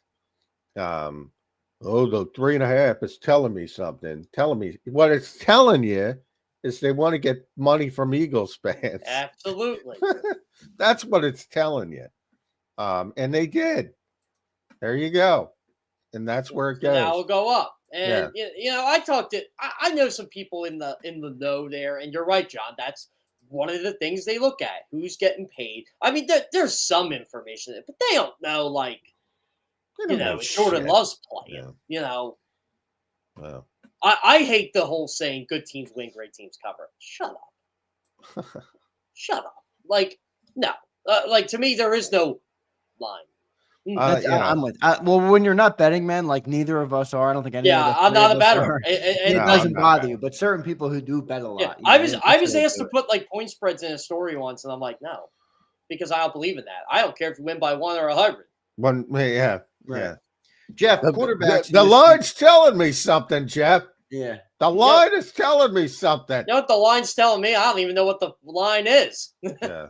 Jeff, I want to ask you, who do you think has the advantage in this game from a quarterback perspective? Jalen Hurts, obviously MVP caliber season in 22. I think he's regressed a little bit this year, not in a way that is alarming, just not his best year. This is not. Well, he's improved from last year. Yeah, I mean, this is not his best year, is what I'll say. I think Jordan Love shows you at times the flashes that he can have, but he's inconsistent and he's streaky as hell. Who do you think has the quarterback advantage in this game? I think Jordan Love is more talent than Jalen, but Jalen's the one not turning the football over. Jalen's the one not costing his team football games. So, and I'm a big believer in. I know people don't like to hear it, but you don't turn the football over on a team like this, you're going to win. And Jalen's done a lot of that this year and throughout his career. Like, if you look at the turnover numbers, 23 was the outlier. 24 doesn't turn the football over much after the bye week. 22 barely turned the football over at all. 21 even, he barely turned the football over at all for a first-year quarterback, first-year starter. So, I mean, I would go with Jalen based on that. But if you're asking me talent-wise, Jordan Love's a better player. Talent. I think that's fair. But who do you feel better about though going into the game, Jeff? Like, who'd you rather be? Jalen, because I think I know what I'm getting now. Jalen, I have no idea what I'm getting now. Well, is he going to pass the protocol, Jeff? Well, depends on who you talk to, John. You know where I'm going with this. Yeah. Jalen's going to play. I'm very comfortable saying that. Yeah, I was very comfortable writing it yesterday, and I'm very comfortable saying it. He's going to play, but Jeff, I'll ask you this then about him. Where is your head at when it comes to rust, things of that nature. I'm not saying he's going to be overly rusty, but you know what? That's my playoff narrative, Zander. I'm glad you pointed that out. That was my playoff narrative because I couldn't find one. I'm like, well, the quarterback's been out. Like, is the offense going to start out slow and be rusty? But here's a funny thing. Remember we were talking about the Eagles' slow starts for like ever this season? Yeah. You know, the last 6 weeks of the year, they had the most points per game in the first quarter. Yeah, they've been better. A lot of that is Tanner McKee. Well, the last two are Tanner, but they did score 14. No, not Tanner. They had Kenny 14 in Pickett. the first the Washington game. That's true. They started showing, and that's why it was so disappointing that they weren't, because they started showing some life early, and then, you know, obviously the next week they weren't able to continue with Jalen Hurts and see if that was real. Didn't it feel like from the Pittsburgh game they were really starting to just kind of click everywhere? Even though that was the day Saquon wasn't Saquon. Yeah, it was maybe their best game of the season, their most well-rounded game of the season. That's why, you know, and I'm talking to a big Saquon guy, but, you know, I think they'd be better off if he had 1,600 yards than 2,000 yards. It's your number, John. Well, no, not for that reason. My number was 16, 17 total. I'm saying 1,600 rushing yards, which would be phenomenal, still phenomenal season. But that would mean there'd be more impact and volume in the passing game as well. But maybe we see that in these playoffs. But also, when you look at the weather outside, you kind of want to give the ball to 26 too. Yeah, it's true. I don't know, because what number's Josh Jacobs? You're a numbers guy. I don't know. He's 8 now. 8. They're going to want to give the ball to 8. Eagles are going to want to give the ball to 26. And I think both quarterbacks don't get in the goddamn rhythm until they have to. That's the problem. You know what, John? I'm glad you pointed that out. I think the winner of this game is the one who gets their quarterback going early. Yes. That's what you're going to want to pass it. Yeah, we mentioned that before you came on. Is it as simple as whatever team gets going in the passing game or is more efficient in the passing game could win the game? Well, real quick, though, before we get there, if both teams are going to try and run, which is what I think you guys are both right when you say that, who do you give the advantage to? The Eagles obviously have the number one rushing defense in the NFL, or is it number one passing defense in the NFL? Number 10 rushing defense? They have the number one passing. They actually finished number one in total. Yeah. Number crazy. 1 in total, but weren't we a little bit down? First time, by the way, in Big Fangio's storied history. Isn't that crazy? By the way, the fans pointed this out to me last night, and I happened to look it up because I thought it was cool. They said all the Raiders had this dude who scored 3 stinking points, and we had the number one defensive points per game. I said, good catch. Well, the Packers are the number 6 overall running defense, and the Eagles are the number 10 running defense. Now, overall defense, Eagles are 1 and Packers are 8. The Packers have top a good 10. defense. It's very underrated. Yeah. Packers do have an underrated defense. They're pretty solid. Who do you give the advantage to there? I mean, Packers have some good guys up front in that defensive front. Rashawn Gary, they got some good players. Who do you give the advantage to there? I know this was all the way back in week 1, which feels like an eternity ago. But Eagles were able to get some. They had a lot of mistakes that game, but they were able to get some big plays off that Packers defense. And the Packers defense has been giving up a lot of big plays this year. They gave it up to Detroit. They even Minnesota's had some big plays against them. So I think the Eagles can get that long touchdown from A.J. Brown or that long touchdown from Saquon. And that could be the difference. All right, guys, here's what I'm going to ask you guys both to do, all right?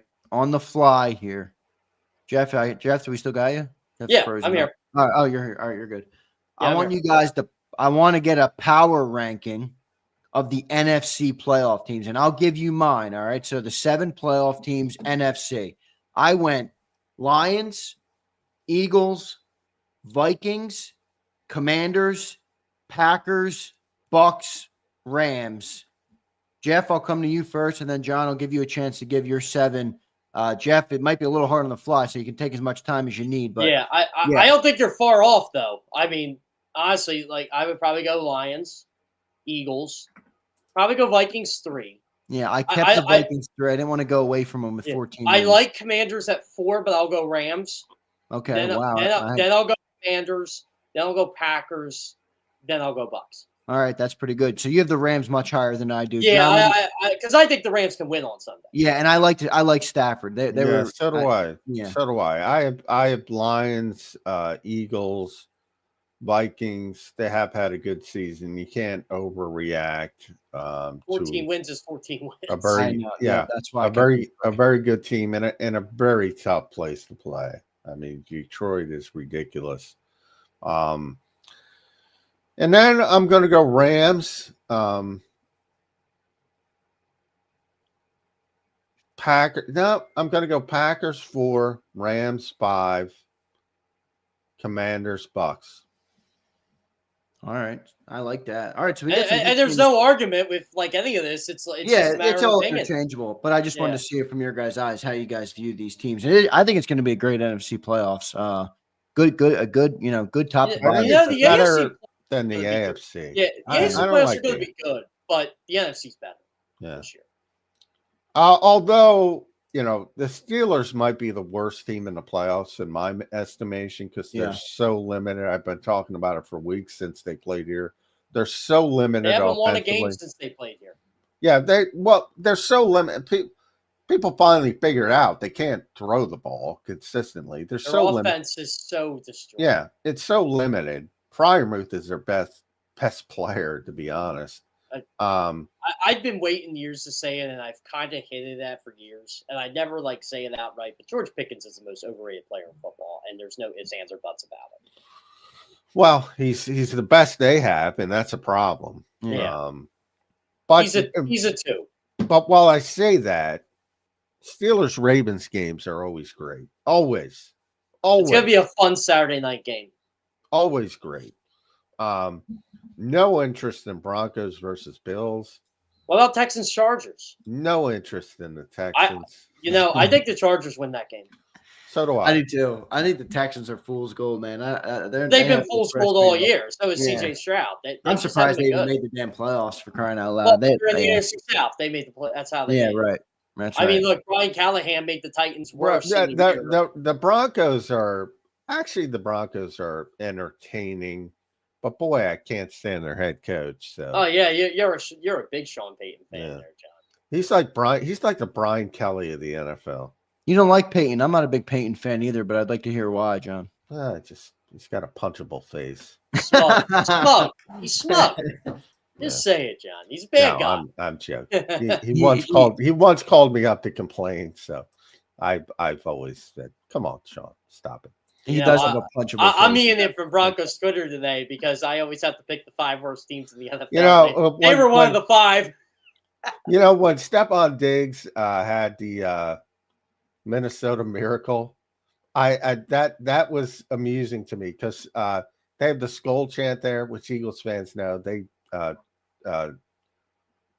trolled the Vikings when they beat them in the NFC Championship game. So the Saints were getting beat that entire game in the divisional round before the championship game, and they came back and scored late, and it looked like it was over. Obviously, hence miracle. And McVay and not McVay, Sean Payton was doing the skull thing in Minneapolis when the Diggs play happened. Yeah, well before it, and then the Diggs play happened. Couldn't happen to a nicer guy. Yeah, couldn't happen to a nicer guy. And I think it was funny when the Vikings won that game. I'm like, Eagles are going to the Super Bowl. And everybody's like, why are you so confident about it? Like, look who their quarterback is. Case Keenum. What a year that was. Case Keenum, I believe, was 4th in the MVP voting that year. I have to look it up. He had a great year. Carson ended up 3rd, right? That year. That was yes, he ended up 3rd. Yes. Yeah, because he would have won it if he didn't get it. Yeah, he would have won. He was a runaway until the injury. Now the Vikings were actually favored in the NFC Championship game. Well, the Eagles were underdogs all playoffs. Yeah, they had the #1 defense in the NFL, so they had a really good defense. Remember, they were up 7-0, and then were driving again until Robinson had. That biggest play, Chris Long talk about it all the time. Chris Long changed that whole game with a pressure, Jody McDonald, if you're listening. A pressure, not a sack, a pressure. That is still one of the more underrated plays in Eagles history. They don't talk about it enough. They talk about the Philly special. We talk about the Zach Ertz 4th-and-1 catch. We talk about Foles' pass to Clement. We talk about the flea flicker from the NFC Championship game. We do not talk about that enough. No, I agree. That's as meaningful as the Giants keeping Joe Shane and Brian Daboll for Eagles success. What a gift for the Eagles. Why are the Giants? Oh, by the way, the Jaguars fired Doug and kept Trent Baalke. I know. Oh my God, I yelled at Tony. If he's watching. Why would they do? I don't know. What does Trent Baalke have on the cons? You guys have been around NFL longer than I have. Covered this league a lot longer than I have. Does that not limit their ability to hire the best coach? Yes, it does. I don't understand. You're limiting the pool by keeping this guy. They are a terrible, and I love Tony Khan. I'm very upfront about it. You know, I love the dude. They are a terrible organization, which if that doesn't prove I'm objective, nothing will. Because I root for him. I hope he does well. Nicest person you're ever going to meet. They're a terrible organization. My colleague Pete Prisco, who has been covering the Jaguars probably since when I was born.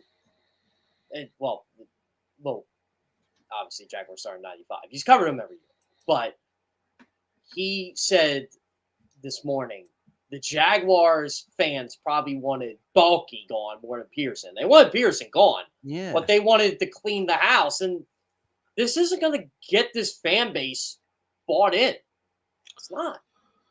Yeah, I'm not worried about the fan base buying in. That comes with it. If you win, they buy in. Like the year they were good with Doug Marrone and all that, they bought in. You know, they bought in 2 years ago. Yeah, if you're good, people will buy in. How do you get good consistently? But that's hard. That's the hardest thing in the NFL. Ask the Giants. They haven't been good since they won a Super Bowl, which was a fluke. That was the biggest mistake for being the Patriots the second time in that Super Bowl. That team is the worst Super Bowl champion of all time. Not even close. Which team? The 11 team. They were bad. They were not a good football team. They did not have a good defense. They benefited from a very easy end of season schedule, and they had a nice little bracket run in the postseason. Yeah. You got to play That's bad what everybody's teams. talking to themselves. That's what, like, if you're okay. Here's a question for you. So forget about the top teams. So I'm talking Kansas City. What team's got a good draw? Detroit, Philadelphia. No, not draw. Who's got the chance to be the special catch the lightning lower seed that's going to make a Giants-like run? If you go based on the end of the season, the Rams. See, I say the Packers. Well, I could see the Packers too. But the Packers, if they get past the hurdle of the Eagles, I'll agree. But I'm not going to say that because I think the Eagles are going to beat the Packers. But it starts. I mean, that's you have how a things special go. run. You have a special run. Yeah, you're But right. Beat everybody. But the Rams could beat the Vikings, who again 14 wins. Yeah, but then they're done. I agree with you. They could beat the Vikings, but then they're done. Yeah, I don't think they're going to beat the Lions in Detroit. That's the issue. Who can beat 3 teams on the road? Is essentially what I'm saying. It's not the Commanders. It's the Packers. Yeah, you're right. If you're going by that, because it's not going to be the Steelers, it's not going to be the Broncos, it's not going to be the Commanders. Boy, So if the Rams win and the Bucs win, it's going to be Eagles versus Bucs and Lions versus Rams. That's going to be. I mean, the Lions are going to be. I don't think anybody's beating the Lions in Detroit. What's that? I don't think anybody's beating the Lions in Detroit. So you got all right, Jeff. Before we let you go, because we have Chris Franklin coming up, so we got to run. I want you at the start of the playoffs here, because next time we talk to you will be after the wild card. Give me your picks. Who's coming out of the NFC? Who's coming out of the AFC? And we'll talk about it every week, obviously. But as it stands today, how do you see it? Same picks as when I made them in August. Lions, Ravens. Wow. That's impressive by you. I haven't been able to change it. They've given me no reason. Why the hell the Ravens? I was a big believer in them signing Derrick Henry. I thought Zach. Oh, the Ravens are super talented, by the way. I know. I think Zach Orr was going to fix that defense, and he did. It took him a long time. And look, that's how, to me, the most impressive Eagles win of the season is in Baltimore, beating the Ravens in Baltimore. Yeah, and they made Lamar Jackson. And I don't even know if the Ravens are as good as the Chiefs or the Bills. They made Lamar look like a shell of himself in that game. They made him look pedestrian in that game. And you can make Lamar look pedestrian. That's what I worry about the Ravens. I worry about him because he's a really good player. But I was doing my all-pro teams, and I'm like Baltimore. I'm like, Jesus, I'm picking another Baltimore guy. They're just loaded. They are, but being able to put it all together is another Ravens team they've had. Like, I mean, if anything, they've underachieved. They have. Yeah. 12-5. Yeah. I thought they'd be better than that. They lost the Chiefs opening night. They did beat the Bills, but that was in week 4. So, but they lost to the Eagles. Hey, until they do it in the playoffs, nobody's going to believe it. But they're incredibly talented. You know, sooner or later, I always say if you're good enough, you're going to break through. I know Bills fans don't want to hear that because they've been bitten with just bad luck their entire franchise's history. But you're good enough, you're going to eventually go to the Super Bowl. It's hard for me to look past these Chiefs, man. 15-2. Oh, I know. That's what I said. Never bet against Patrick Mahomes in any region. I still won't do it, but I got to pick who I went with in August. Yeah, they have the cheat code. Nobody else says the cheat code. All right, Jeff, we got to run, brother. Yeah. All right, guys. I'll see you. Thanks, man. Good stuff from Jeff Kerr here on Birds 365. Playoff picture is set, everybody. Eagles are going to host the Green Bay Packers next week. Sunday at 4:25. So I like the time slot, Johnny Mac, by the way. I think it's a good time slot for the Birds. So looking forward to that game. We'll talk to Chris Franklin in just a second here on Birds 365. I want to thank everybody for being here, by the way. We have 129 likes, which is a putrid number for a playoff week. We got 750 watching and another 300 on X. Come on, everybody. Hit that like button for us. Let's get up over 200 likes on the day today. We'll be back in 3 minutes with Chris Franklin on the other side. Ignite your nights with free live entertainment daily, only at Live Casino and Hotel Philadelphia's Center Bar. 7 days a week, enjoy some of the region's top party bands, performers, and DJs as they take the stage in the heart of the casino action. Great cocktails, live music, and lively moments. It's all happening at Center Bar at Live Casino and Hotel Philadelphia. Visit livecasinophilly.com for more details and the complete list of upcoming events. Must be 21 or older. Gambling problem? Call 1-800-GAMBLER. The following is a real testimonial from the father of a young injured victim. I didn't think she was going to make it. Major Perry's daughter was the victim of a horrific accident caused by someone else's negligence. If you don't find the right counselor, law firm that you're looking for, you will get lost in the wilderness. Badly injured? Call the Fritz and Bianculli Law Firm at 215-458-2222 and find out why they say, "We got this."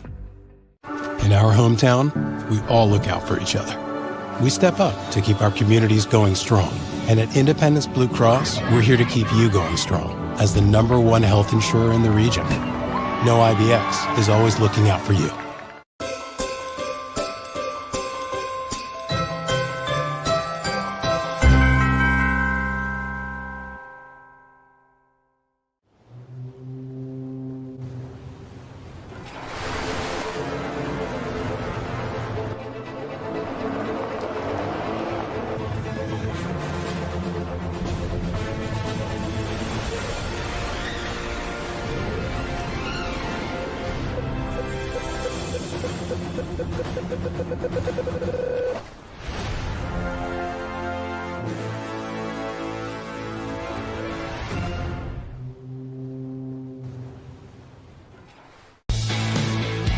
We noticed that there was mold creeping into our basement about a year and a half ago, and wanted to make sure that we were getting rid of the problem permanently. We actually reached out to several different contractors to get it resolved, and actually 2 of them recommended DryTech to us as a long-term solution. Other than the noise factor, we wouldn't even know that there was work being done on the basement level. It's really been a clean process for us. Score and save this football season on your car insurance. Before the next game, save up to 40% on your auto insurance policy. That's right, 40% savings. Call an audible this season and contact the Del Val Insurance Group. They're an advocate for you, not an insurance company. That means they'll get you the right coverage and save you up to 40%. Call managing partners Fran or Jim of Del Val Insurance, 215-354-0122, or score and save at dvigi.com. dvigi.com. EAGLES, Eagles.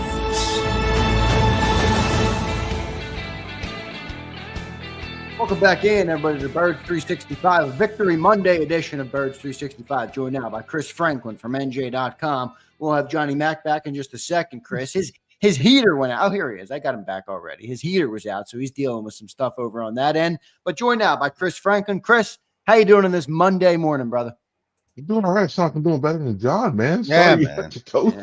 That's whoa. Hell no. So It that happened at the game yesterday, man. I got the call from my wife. I'm like, oh, come on. listen, Not a that's, great that's, day. that's two things you had to go through. That was bad. You had to watch that game. And Oh, then you had to I hear know. it. I know. What did you do karma wise, man? I know.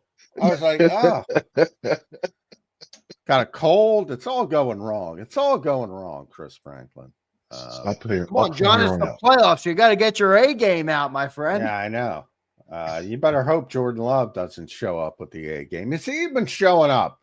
Chris Franklin, every question I get is Jalen Hurts. Why isn't he through the concussion protocol? Why shouldn't I panic? Well, I don't think you panic because I think they're slow. I think it's one of those things where you didn't need to push them back. You can have them around. You can just say, back off a little bit and everything else. Oh, we want to get this test done this day, what have you. I don't think it's anything to panic. I think if by Thursday you don't see him around, then you put every fire. You better see him.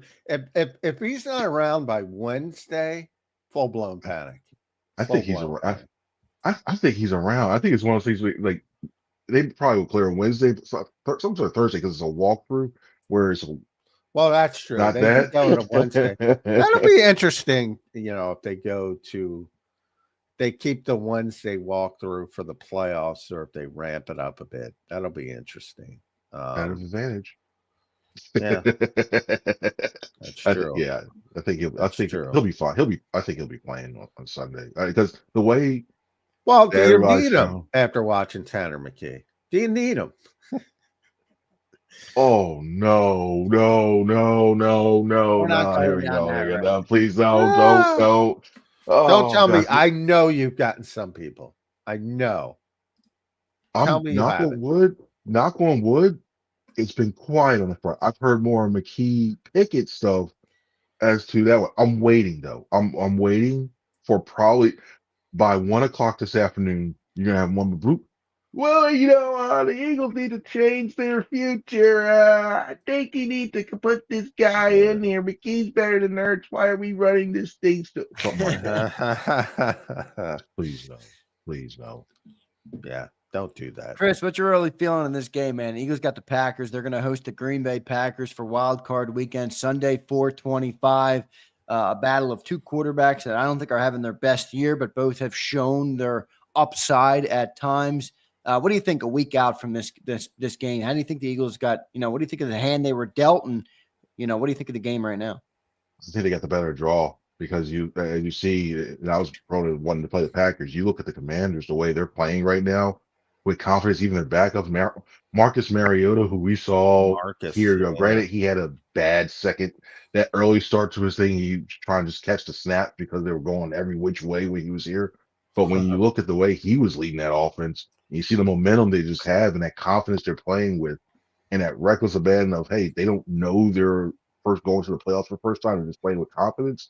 They're a dangerous team. To me, they're probably the most dangerous team in the NFC in terms of momentum-wise. I look at that. You look at the Packers, they're not clicking. Jordan Love is not really clicking in terms of the passing game. You look at the way that your biggest worry in the run game, Josh Jacobs, about them, he hasn't really been gotten going as well, too. And I think this defensive line can have their way with this offensive line. And then you don't have Jair Alexander on the defense as well, too. So I'm looking at all this stuff, and I think I think it's a really good draw, and I think they win this game. I really do. Wow. And I don't think it's maybe by All like 10 or right. something like that. I mean, they are the 7th seed, 7th seed for a reason. It's an eerily similar situation for Green Bay as last year. Wild card going in to play the NFC East champions. Well, here's here's what I asked Zander and Jeff. So I'm going to ask it to you, Chris. If there's a Eli Manning Giants team that comes out of nowhere with the run from a wild card, nobody thinks they're very good. So forget about Detroit, forget about the Eagles, Kansas City, Baltimore. If there's a lower seed that's going to make a run, who would be your pick to make that run? Mine's Green Bay, because they're the one team that if lightning strikes, they can score in a boatload of ways. Mine's Washington. It really is, because just looking at the matchup. It's Tampa Bay in the South. I know they played better, but we saw how they struggled yesterday. I know it's a division game, but we saw they struggled. And I just look at, besides Mike Evans, who's a really good wide receiver, I look at the way Baker's is running around trying to make plays. I think they match up well against them. I think they beat the Bucks. Then you start just the path of it overall. I think it's watch. I don't think many of the lower seeds are making a run. Denver would probably be the closest one, but I don't see how they beat the Bills at all. Because the way Bo Nix, to me, and Sean Payton has those Broncos playing well, I don't see how they beat the Bills at all. So those are two I'm really looking at. And yeah, Steelers. You're right. They're not even going to do that first. No. The NFL did the right thing hiding that game on Amazon, because I think they want to shield everybody's eyes away from seeing that Steelers offense. The one thing I said, Steelers-Ravens games are always close. Always. Baltimore should kill them. Kill them. But they're always close. Always. Best rivalry in the NFL. It is a great rivalry, that AFC North. It is. Yeah, it is. And it's one of the ugly games that's going to happen. You see punts, you see a lot of defense play. Oh, look at the old school football. Like, yeah, it's old school football in a way, and since the score is going to be lower scoring, old school football, a lot of hitting, but punt. I want to see the punter punt. I want to flip the field, Chris. I want to flip it. Oh, look at the coverage here. He down inside the 5-yard line. Let's watch a 95-yard drive. That's not happening with the Steelers. No. Oh they are so limited offensively. Now, there's a lot of debate, mainly because of Saquon Barkley, but take Saquon out of it. Any concern about Rust not playing? And some of these other teams are playing for their playoff lives on over the weekend. Only in terms of Jalen Hurts and getting back to game speed. And the quicker he does it, if it lingers on to the second quarter, then you start to go, okay. You start to worry that. That's when I start to worry about that, because you guys, like when you look at that for, like, you're sitting around for a while and just go la la la, and then you get back into it on the field and you have to throw in those windows. It can be tough. In practice, you can simulate it as much as you can, but playoff atmosphere in terms of that's why I think that's the only player I really see in terms of rust. These other guys, it's fine. The only other person I would have thought would have gotten rust, they took care of that, was Dallas Goedert yesterday. Yeah, he looked great. He was flying around. So he did shake off that one piece of rust though on the drop. He had that third down drop for a first down. So I was like, there you go. There's the piece of rust he needed to shake off. Yeah. Other than that, he looked like he was moving around fine. I got worried a little bit when he had to come and walk slowly to the sideline at first. I was like, I remember something, but then he did fine. So yeah, I look at that, and he was the only guy I thought. But yeah, it's just make sure Jalen Hurts is up to speed and get moving early, knock that out early, and you go from there. Chris, who do you like in the coaching battle here? Matt LaFleur and Nick Sirianni. People always say in the playoffs, every coaching decision is heightened. Being a good game manager or being a good manager of the clock, all those things become more and more important when the lights are the brightest and the pressure is the highest. Well, Nick Sirianni and LaFleur, what do you think? What do you think of that matchup here? And who do you give the advantage to in this game? If you asked me about 2 years ago, I would say LaFleur without thinking, because I thought it was still Nick was still learning in terms of that. Now it's the point where I think Sirianni is better than LaFleur. And then something that's going to happen, I think it's talked about. We talked about a lot with Kyle Shanahan and these guys that call plays and and learn these game situations and stuff. You start to see a lot of these guys it's becoming a lost art in what to do in certain situations, especially for these play callers. Now, some of the CEO coaches, like Nick earlier in the season, he had some issues in terms of that, like going for it when he didn't need to, or field goal when you should have gone, stuff like that for it. But I think for the most part, he's gotten rid of all that. Look at the floor; he still makes some very questionable decisions at times. Like, oh, we should go punt here, and we should go do this here, or go for I'm fourth or not a something like that. big You're fan. like, I've never been a big fan. I first of all, when he got there, Aaron Rodgers was still playing at a high level. So, it was almost like, all right, let Aaron do what he wants, and they're going to win 13 games.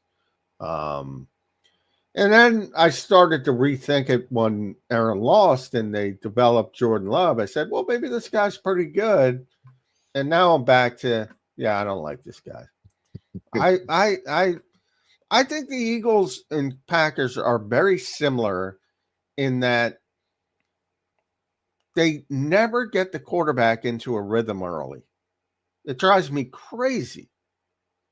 And maybe it's because they just rely on the running game too much. But, I hear Tom Brady say it on broadcast. Tom Brady, forget about me. Tom Brady, Chris Franklin, he used to play the position. Guys like that.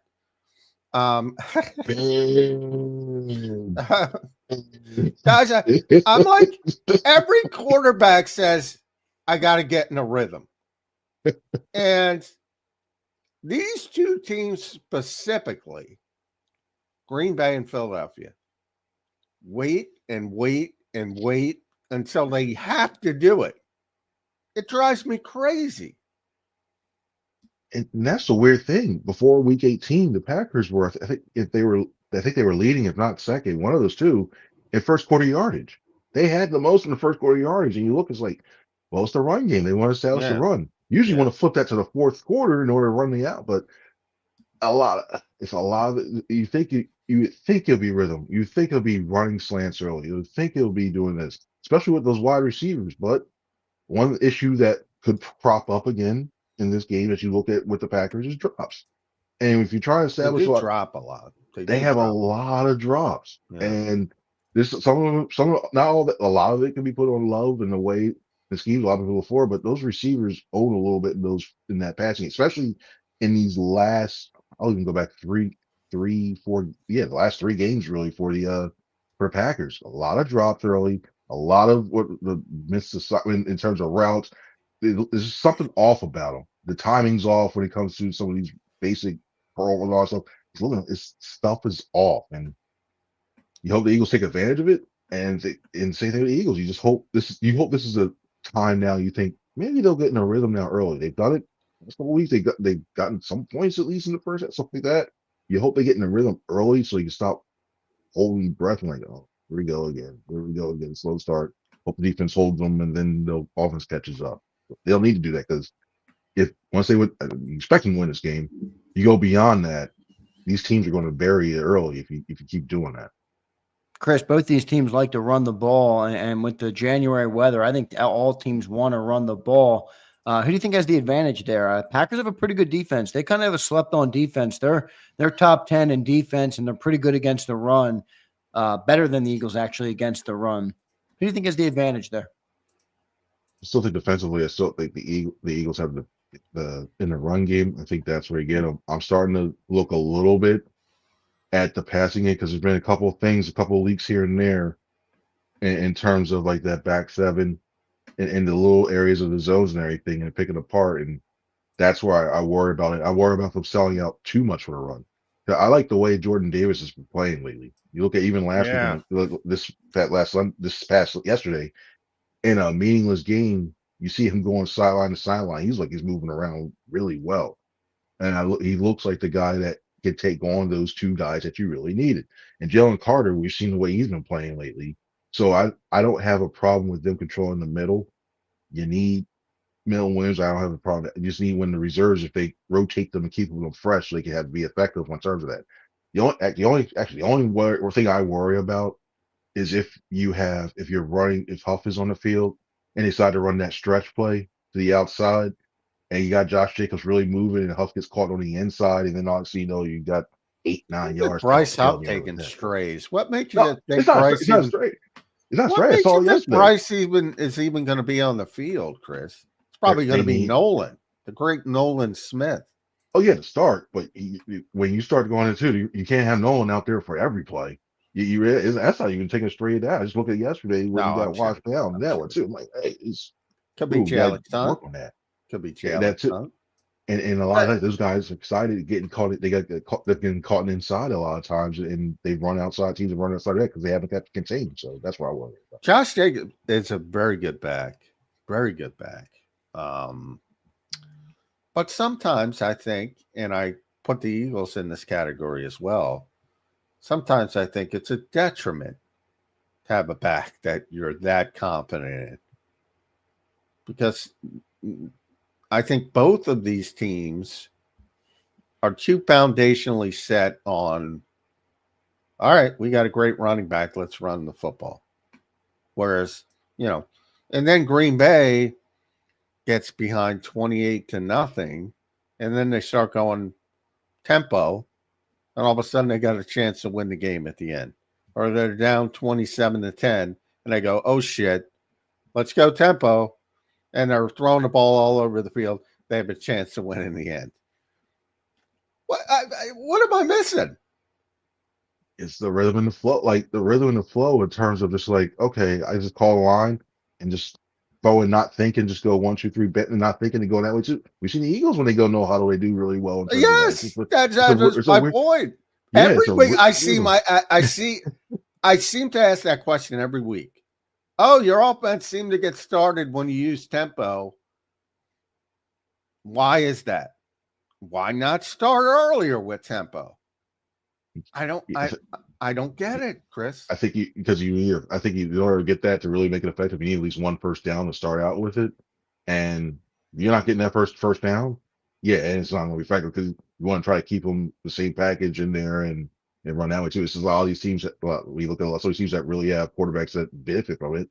They struggle with getting the first down. And when you can't do that, you can't feel comfortable really going for that. So I look at that as one reason for that. But it's I think also when you look at in terms of the Packers, they live and die a lot on those play action. Let's throw YOLO balls all the way up deep between Russell Wilson and Jordan Love. I don't know who throws many YOLO balls so many times because they have two receivers, and I think Watson, I think it's Jaden Reed as well too. I think he's the other one. Two receivers in the top 10 that have in terms of 40-yard catches, reception. They both have 5.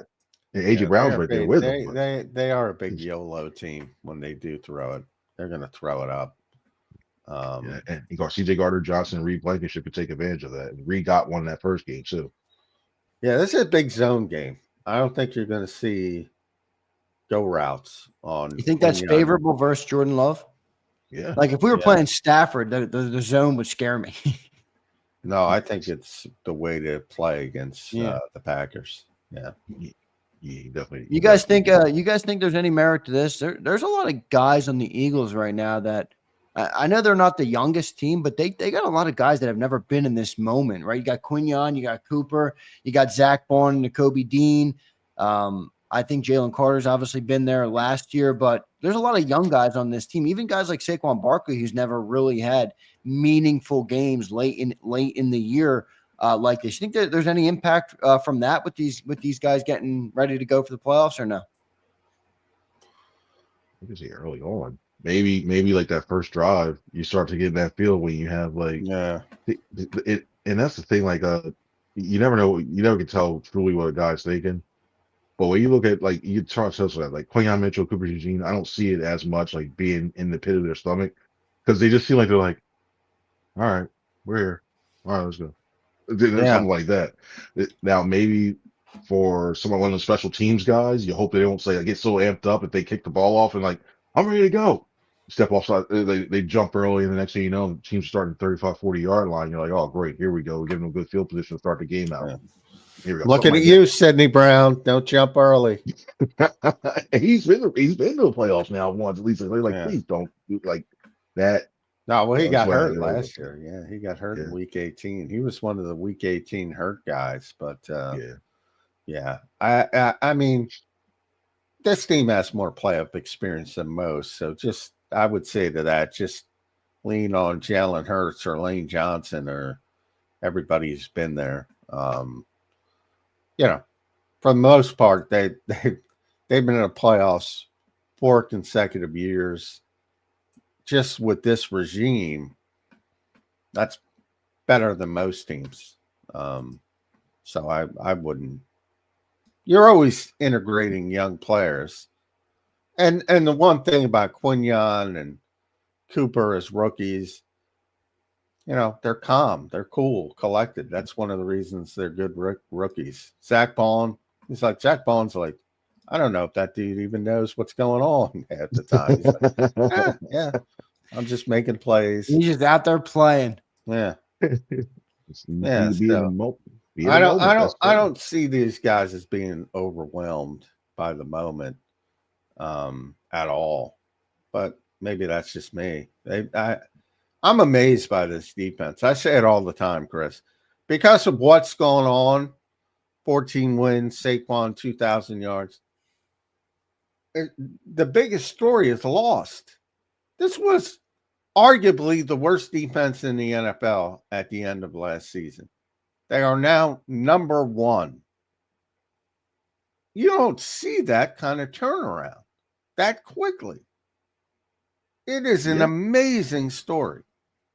Yeah, you were hoping that they finished around like 15-14. I thought as long as they finished 15-14, get that one too. Now all of a sudden, you got you bypass like the old like the Hugh Douglas or he's signing that 2014, and you're looking like in 2004, 2003, all those teams they didn't finish number 1 in defense. You gotta go back to Reggie. Like you gotta go back to Bud Carson. Yeah, Bud Carson. Buddy Ryan never did it. You got to go back to Bud Carson. Jonathan Gannon finished 12 yards off. Yeah.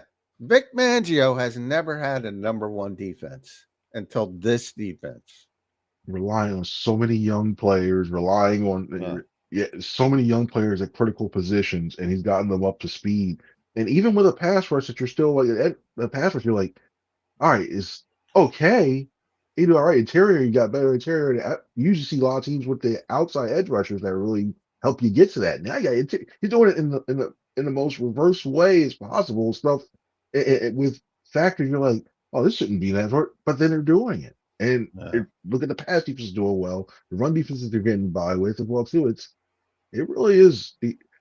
I know that Vic Fangio and Ben Johnson to me are the two that should really get consideration for that assistant coach of the year. It's tough. It's I agree. Between those two. I think Ben's going to win, but I think Vic should win.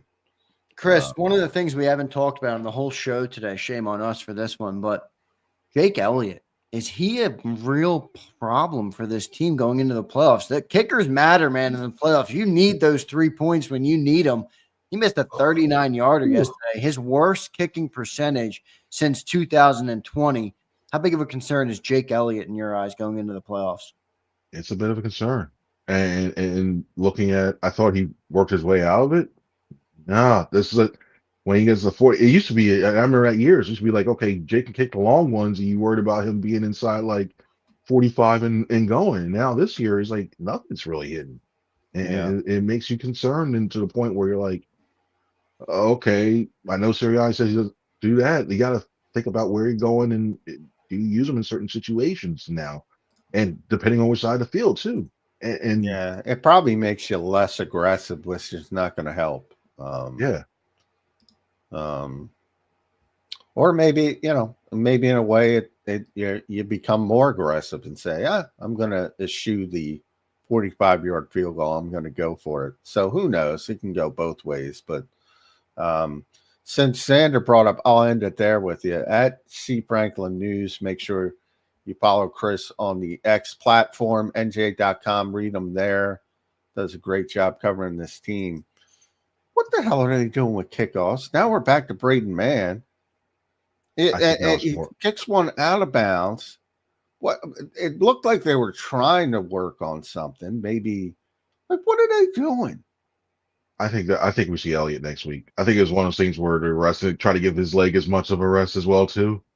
I think they're going back to Elliott because I look at the way and I thought it was really the moment you could tell he was frustrated with himself because when you go in the locker room, you see Tyler Brown sitting with him, and you look in there and you just see Braden Mann like looking at like he's taking his heart, and so I hope it's not in his head like he's trying to place it stuff too much and be too perfect. Where now it's just errant. Now the field position becomes a question mark now, and you need whoever's kicking off. The only thing is Elliott. If they do go back to man, whoever you do, you got to worry about Keyshawn Nixon, and you can't have him. Well, here's the deal this week, Michael Clay. Kick it in the end zone. End zone. But it's colder. It's going to be windy. It could be cold. We don't know the weather yet, but it could be windy. I'm pretty sure there's a correlation with Jake Elliott. When he does kickoffs, he kicks better in the game. I don't know if it's true, but it just certainly seems like that to me. He didn't do kickoffs yesterday again, at least at the start of the game he didn't. And he missed another one. You know, the week prior he did all the kickoffs and was perfect. So I don't know. Maybe I'm crazy, but I think it matters in the playoffs, man. It's going to be important. Kickers are weird lot. Yeah. They are. You're right. They're weird, and you hate them until you need them, right? That's how it goes. Chris, thanks for joining, man. We appreciate you doing it. I got one last thing. Do it quickly. Who's your pick to come out of the NFC and your pick to come out of the AFC as we start these playoffs? Remember Super Bowl 2 years ago, Chiefs Eagles? We're back. Wow. Chiefs Eagles running it homer. Come on. Nobody's going to Detroit. Nobody's going to Detroit and beating that team. I was watching for most until the fourth quarter. I was watching this game like, what the heck is going on between these two? Because either team stop each other. I look at that and I'm like, the Vikings aren't. I don't fear the Vikings, and frankly, unless we look at that one too. The Vikings did not look good last night offensively, and the Lions didn't look good for most of that part too. Defensively, because of the end of the game, people will say the Vikings were doing a really good job against the Lions for a good portion of that game. And even late, I think it was 17-9, and the Lions were driving, and Van Ginkel was this close to a pick six. I don't know if you saw that play. Yeah, I was supposed to get. And if that went the other way, then it would have been interesting, but didn't. And the Lions are relentless, man. They just come at you with that offense, and I just worry about the trick plays. There was some weird tackle eligible pass or whatever. They didn't even do much of that yesterday. I don't think they ran a trick play. I kind of checked out at the end. Maybe they did. But I'll tell you, Jahmyr Gibbs, he's good, man. Dare I say I'm going to piss people off because I'm cold. I have no heat. Oh no, it's the best running back in football. All around running back. He's such a difference maker in the passing game. He's so fast. He's a home run hitter. He's proven now that Montgomery's gotten hurt. He can handle the load. Yep. He is the best running back overall, not runner, best running back in football. He's overtaking Christian McCaffrey, in my opinion, because Christian McCaffrey can't even get on the field. And I think offense like receiving and rushing, He ran an option route yesterday for one of the touchdowns. He had 4 touchdowns. He had all their touchdowns. He ran an option route on the goal line. It's like, whew. Yeah. Good luck dealing with that. His hands overall rushing. And I know Zander can't get too mad at me because he's an Alabama guy. I love Jahmyr Gibbs, John. I am not mad at you. I love him. Yeah. All right, Chris, thanks for joining in, man. We'll talk to you next week, hopefully after an Eagle win over the Packers. We'll see how it goes. Thank you for joining, brother. We appreciate you. Y'all have a good one now. Stay warm. Be careful out there. Thanks, bud. Thank you, Chris. Good stuff there from Chris Franklin here on Birds 365. It's been a great show. We got over 1,000 watching still. Where are we on our likes? Have you guys given us some more likes? They're not going to give some likes for that Jameer. No, we Gibbs just lost take. 18 likes after John. I'm just kidding. After Johnny Mac said that about Jameer Gibbs. He is an impressive player. John, we got a couple unbelievable. Yeah, he is. He is. We got a couple super chats to get to, John. Let's do them real quick. Eduardo checks in. He says, "Good, check it, fellas. I got the Bills and Eagles battling it out in this year's Super Bowl. Eagles to defeat the Bills, but still, Sills will say Allen is better than I Hurts." think that would be a great matchup for the Eagles. Eduardo, I think we could win the Super Bowl, and Allen will still be better than Hurts. Allen's one of the best quarterbacks on the planet. Come on, do people understand that you can? It's not quarterback versus quarterback. Like Josh Allen's a better quarterback. Doesn't matter if they win. Doesn't matter if they lose. It's better quarterback. I'm sorry. You know, there are 52 other people on game day, 46 other people trying to help you win. Sometimes they have something to do with the game as well. Good stuff there, Eduardo. Appreciate your super chat, brother. Brian Garner says, last week the Packers didn't start playing until midway through the fourth quarter. Yesterday they looked inept and Jordan got hurt. Yeah, Jordan is good, but you're right. They start very slow. Yeah, I don't get it, man. I don't get the way they play. I don't get it. I think that helps the Eagles. And the Eagles should win the game, but they're a very dangerous team. And if Matt LaFleur wakes up and says, "Oh, we're losing 10-0. We're losing 13-3. You know what? I'm going to start picking up the tempo here." Hold on to your hats is all I'm saying. Abe checks in. What's up, Abe? He says, could the slow starts from both Green Bay and Eagles be from the quarterbacks not able to expand their play calls since some plays look repetitive throughout the game? Well, I think all NFL offenses are repetitive. To a certain extent, except the Lions. I know, right? Well, no, the Lions is still a little repetitive, but they just incorporate different plays at different times and then don't reuse those plays that they incorporate. But I think that's part of the modern game. You're going to get your bubble screens, your bullshit. It's just, the whole league is repetitive, unfortunately, because they don't have as much time to build up the Bill Walsh type huge playbook.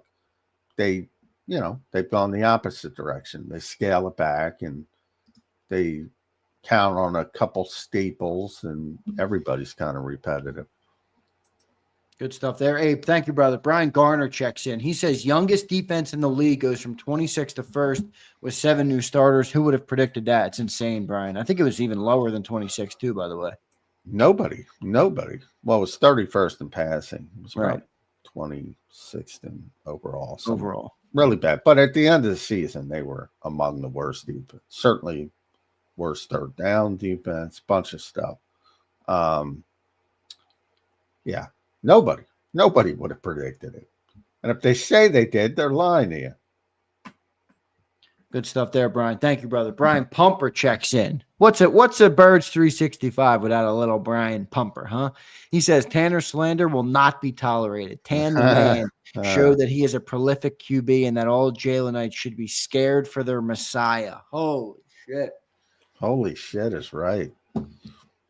Tanner did look good, John. I thought all serious. I thought he looked. I thought he looked tremendous. Yeah, I thought he looked good, man. I thought. You saw a little bit in the second half. You saw a little bit of the inaccuracy at times. Yeah, but overall, first start, that was tremendous. Not